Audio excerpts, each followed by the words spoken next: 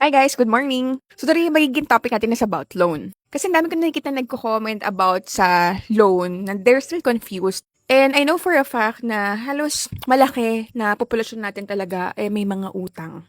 So I just wanted to shed light and make you understand kung paano nyo mas maiintindihan ang paglo-loan. And simulan na natin to sa home loan. Okay, maraming iba't ibang klase ng home loan. May construction loan. Kung while ongoing na nagpapakonstruct ka ng bahay, pwede mo siyang i-loan. Ang gagamitin mo diyang collateral is yung lupa.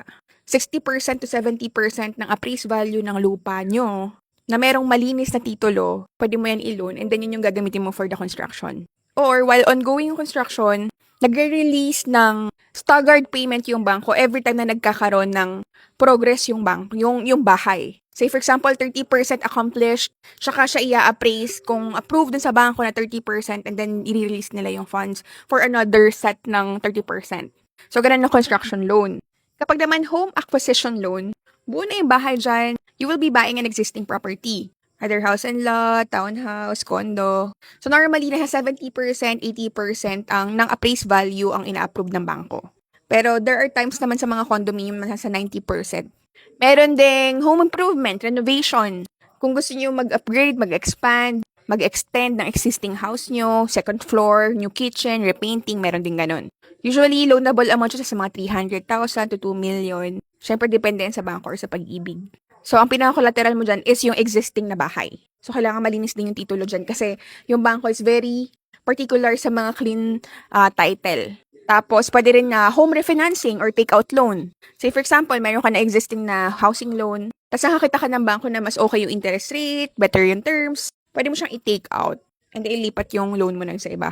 Say, for example, nakuha mo yung loan mo for 8% and then nakakita ka ng bangko na nag-o-offer ng 6%. Malaking bagay din yung 2% din yun kasi kung iisipin mo kung nasa 20 years yung loan mo, malaking bagay yung maliit na interest rate. And then meron din tayong tinatawag na home equity loan. Say for example, meron kang property. Stagnant lang siya, nandyan lang yung titulo. Pwede mo yung gamitin as collateral para makuha mo yung cash. Say for example, you have a plan na magkaroon ng business. Kaso wala kang pondo. Tapos meron kang property na nandyan lang, hindi naman nagagamit, hindi mo na maximize, hindi mo na utilize, may malinis sa titulo, walang utang or whatever. Pwede mo yan i-home equity loan and then gamitin mo yun for your business. So, kung ang property, in-appraise yan, say for example, worth 10 million yung property mo. Pwede yan ibigay sa'yo ng bangko. Bibigyan nila ng loanable amount na nasa 60% to 70% ng appraised value ng property mo. So, mga roughly makakuha ka ng mga 6 million for that property. Na pwede mo ma-leverage, pwede mo ma-maximize, ma-utilize yung property na yun to have a business. Pero syempre, loan pa rin yan. Pag di mo yan nabayaran, foreclose yan. And then let's talk about the interest rate. Kung mapapansin nyo, kapag nag-inquire kayo ng loan, ng home loan, meron silang mga ino-offer na 1 to 3 years fixed interest rate at 3%. 5 to 10 years fixed interest rate for 5%, mga ganon. Magtataka kayo, bakit ano pinagkakaiba nung interest rate na yon? Bakit merong mga fixed interest rate? Kumbaga, yung fixed interest rate na yun, that is the lock-in rate. Meaning, say for example, ni-lock-in mo yung interest rate mo at 5% for 3 years. So, 5% ang applicable na interest rate sa'yo for the next 3 years. Now, after 3 years, kung ano yung prevailing rate on that specific year, yun na yung applicable sa'yo na interest rate. Kaya magugulat kayo bakit after 3 years, after 4 years, after 5 years, biglang nagbago yung amortization mo. Kasi naka-fixed rate lang sa'yo is 3 years. Ang risk mo dito kapag hindi ka nag-fixed rate ng matagal na years is paano kung tumaas yung interest rate during that time? From 5%, 10% na this time, di ba? So yun yung risk mo na hindi mo siya finix. But, on the other hand, there's also a chance na yung prevailing rate is bumaba rin yung interest rate. Say for example, after 5 years or after 10 years, biglang naging 3% na lang yung interest rate. Kasi yung interest na yun, ang nagde-decide nun si Bangko Sentral ng Pilipinas. So, meron pa rin perk para sa'yo kung hindi mo siya fix ng sobrang tagal kasi there's still a chance na babagsak din yung interest rate.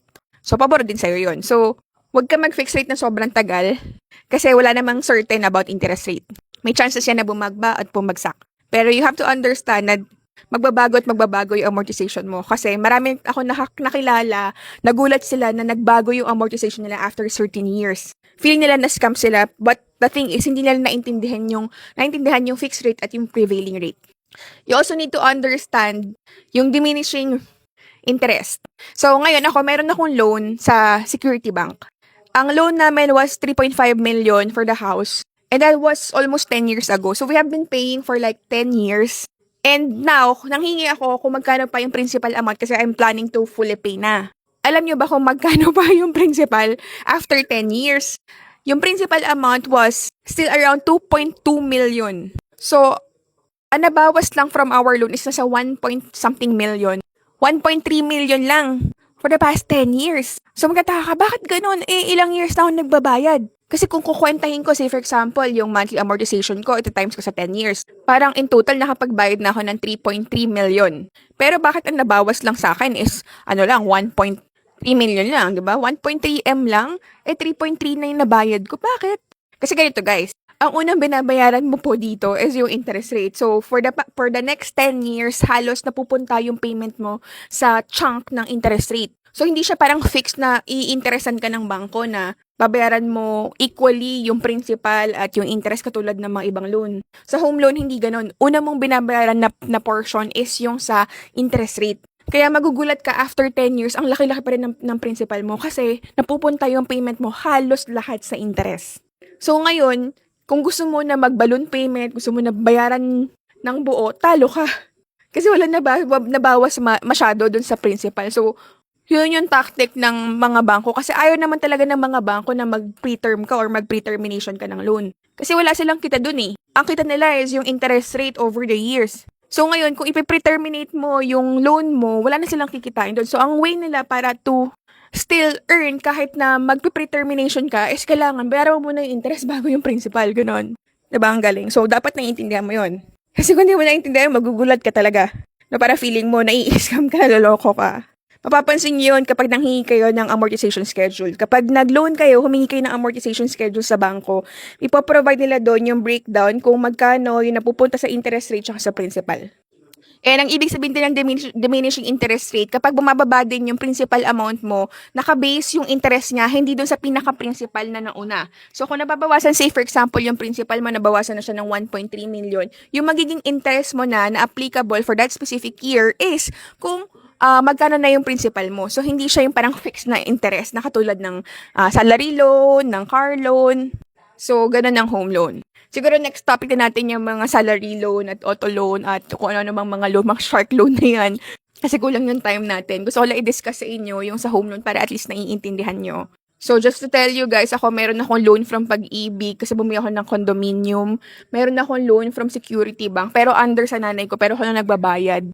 And as a millennial, na hindi naman masyado binavalue ang mga property. Not like, syempre, yung mga iba matatanda na parang, gabi, iba yung pag-value nila sa mga lupa at mga property. Pero ako, as I realized when I grew up and become wiser, hindi, para sa akin hindi nasulit yung bibili ka ng sobrang daming property tapos hindi mo naman may-utilize, hindi mo mapagkakakitaan, hindi mo titirahan din.